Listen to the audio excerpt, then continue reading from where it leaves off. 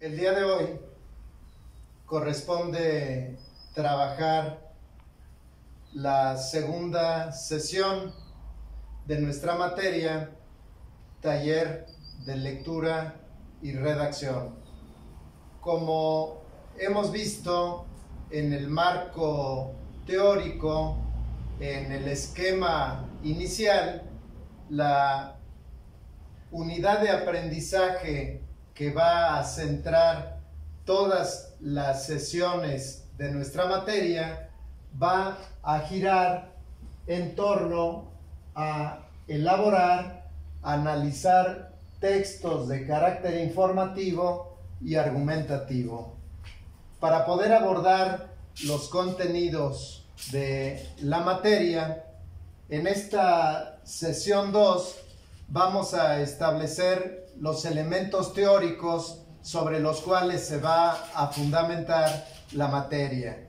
Por eso el título que tiene todo lo que vamos a exponer en la sesión de hoy, pues se va a referir al marco teórico. Y dentro del marco teórico, el elemento, el eje sobre el cual va a girar la explicación, pues va a ser sobre la teoría del texto. ¿Qué es el texto? Para poderlo abordar, vamos a establecer que habrá textos lingüísticos, habrá textos no lingüísticos, pero también vamos a encontrar textos combinados, donde tenemos lo lingüístico y lo que no lo es.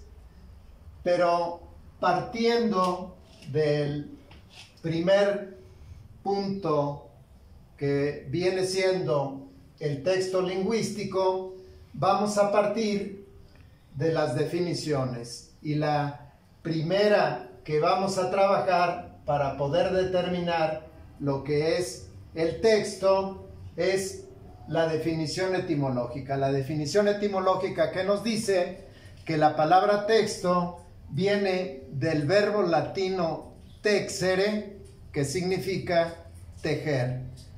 Como ustedes observarán, y ya lo vimos en el semestre anterior, que las definiciones etimológicas a veces difieren mucho de las definiciones de diccionario, pero nos dan la experiencia humana primitiva para poder determinar la realidad.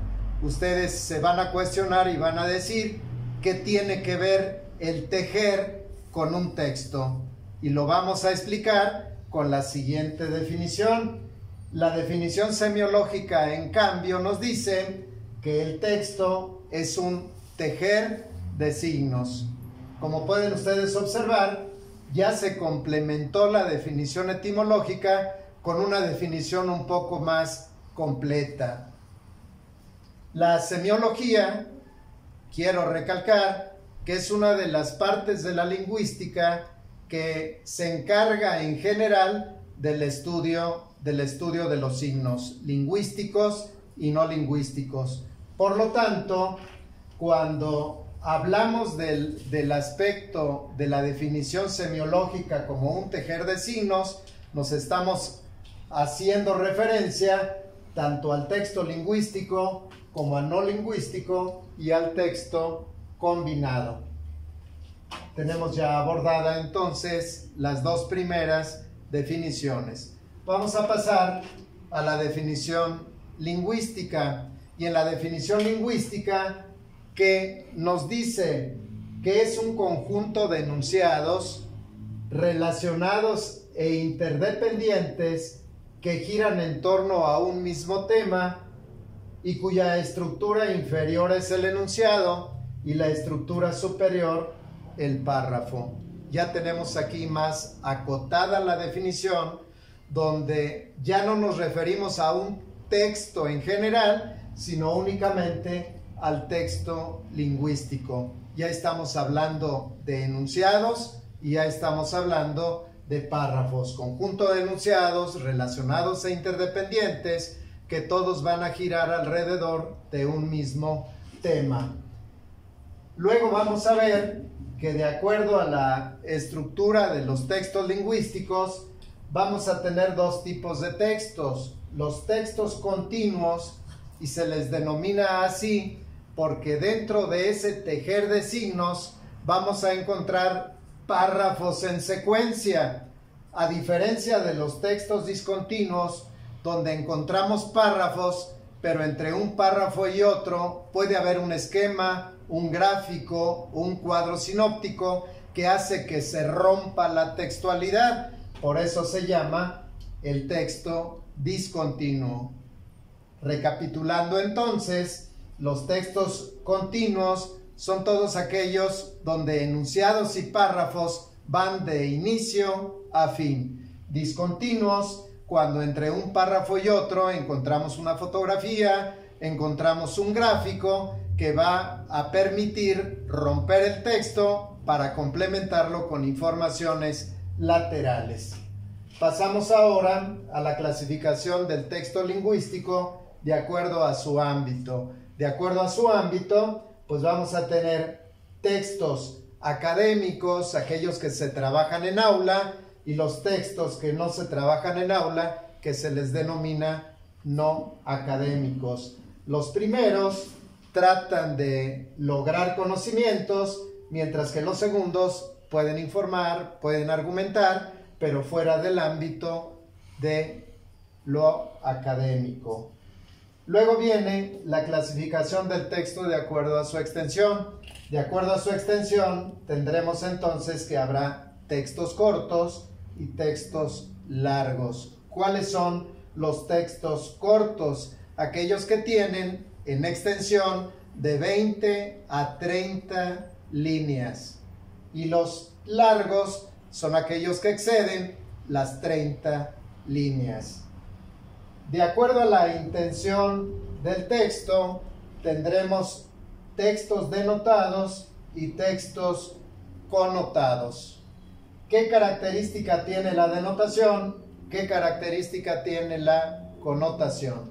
Los textos denotados son precisos, tienen como finalidad informar, argumentar, persuadir, mientras que los textos connotados no tienen esas funciones, sino que su función es presentar experiencias de vida a través de lenguajes simbólicos o figurados. Por lo que podemos decir que los textos connotados, ahí vamos a ubicar lo que son los textos poéticos, los textos dramáticos, los textos narrativos. Están entonces los textos literarios dentro de la connotación. Y finalmente, la clasificación del texto lingüístico según el discurso, pues vamos a encontrar textos que nos presentan la realidad y entonces entraremos dentro de los descriptivos, textos que nos cuentan algo a través de la narrativa y los textos poéticos que a través del lenguaje ordenado y del lenguaje musical nos dan a entender los mensajes que el escritor trató de plasmar a través del texto. Esto abarca entonces lo que es justamente el texto lingüístico. Vamos a pasar ahora al texto no lingüístico. ¿Por qué se denomina así? Porque no está presentado ni a través de la escritura ni a través de la oralidad.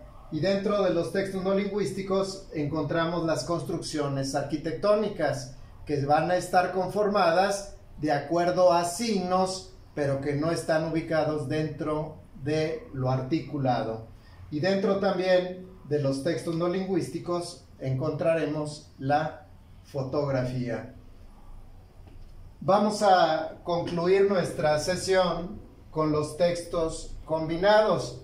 Los textos combinados se les denomina así porque vamos a encontrar lo lingüístico y lo no lingüístico. El caso específico, tenemos la historieta, el cómic, donde encontramos imágenes, pero encontramos también explicaciones a esas imágenes. Y en general, la publicidad, la publicidad comercial, que va a combinar tanto el texto lingüístico como el no lingüístico. Espero que haya sido clara la explicación. Muchas gracias.